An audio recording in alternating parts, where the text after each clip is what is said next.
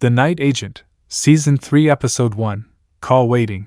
Recap and review. Call Waiting. Episode 1 of The Night Agent Season 3 starts with a flashback to a young Peter playing with his toys while his mom is on the phone with her doctor. She receives bad news but hides her sadness and later asks Peter to always do the right thing, even when it is hard. In the present, we reunite with Peter in Wandolio, Dominican Republic. He is there on an undercover mission to arrest a married couple selling stolen military blueprints from the Pentagon. He successfully wraps up the mission. After wrapping up the Dominican Republic mission, he returns to the U.S. and meets with Mosley. It turns out President Hagen has been deploying more night action agents, and the institution is feeling a bit strained. Peter and Mosley worry that Hagen is compromised, and his move to deploy new night action agents might be an attempt to hide his compromising ties to Monroe, the broker. Even though Peter has closed 4 cases in 6 months, he doesn't want to go back to New York. He wants to stay away to protect Rose. Peter has been working himself to the bone because he is anxious, waiting for Monroe to call. He also feels guilty for his role in how Hagen came to be president.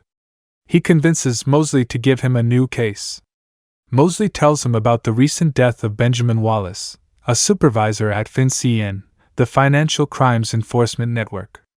They believe he was killed by one of his junior employees, Jay Buttra, who then fled to Istanbul after stealing classified documents. Meanwhile, a commercial flight, Flight Pima 12, is brought down by a missile, killing all passengers on board.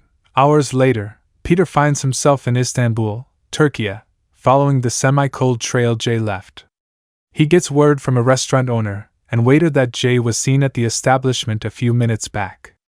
Whilst there, he notices a news report of Hagen offering his condolences and warning that he won't tolerate terrorism. After getting Jay's outfit description and his next destination, he quickly leaves. Thankfully, he spots a nervous Jay and trails him. He watches as Jay leaves an envelope at one of the train lockers at the Circassia train station. Unfortunately, Peter is distracted by a woman in a queue and loses Jay. He later notices a group of men chasing a train that they believe Jay got on.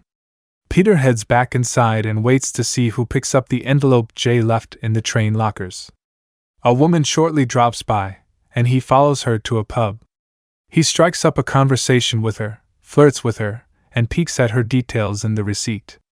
This leads him to her hotel room, where he finds a ticket to a soccer match at Besiktas Stadium.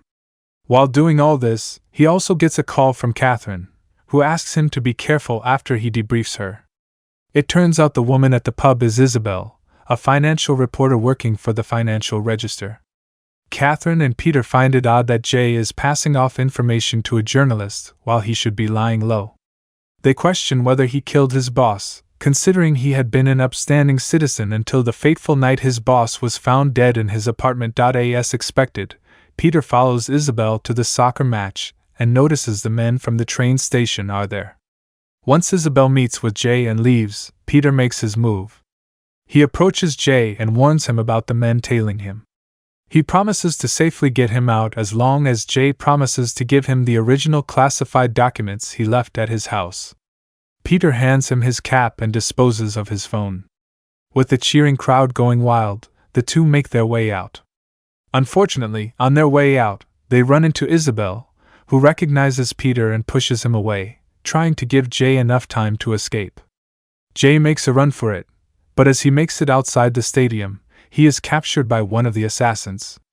The assassin brings him to the car and radios the others. Peter arrives before them and overpowers him. He then gets inside the car, and they speed off. The other assassins give chase on motorbikes. A wild car motorbike chase ensues with bullets flying around. Although it takes a while and a lot of improvisation, the team finally loses the assassins. Later, Peter calls Night Action and asks for an extraction. Unfortunately, with the institution spread thin, they are asked to wait until the following morning. Peter decides to book a place to spend the night. As they walk there, Jay tells Peter that he didn't mean to kill his boss.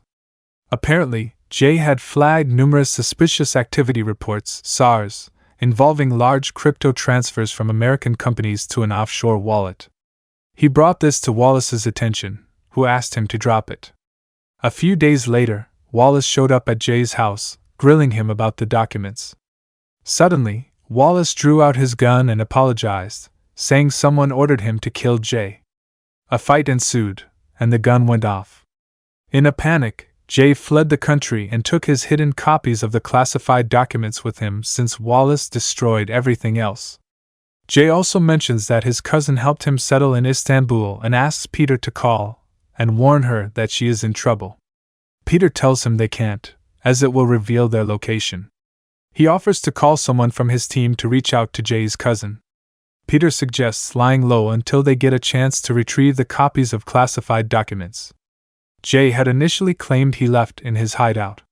This is when Jay reveals he had no other copies apart from the one he gave Isabel. Finally, they get to the house, and Peter makes a call to Catherine and briefs her about Jay and Isabel having the documents.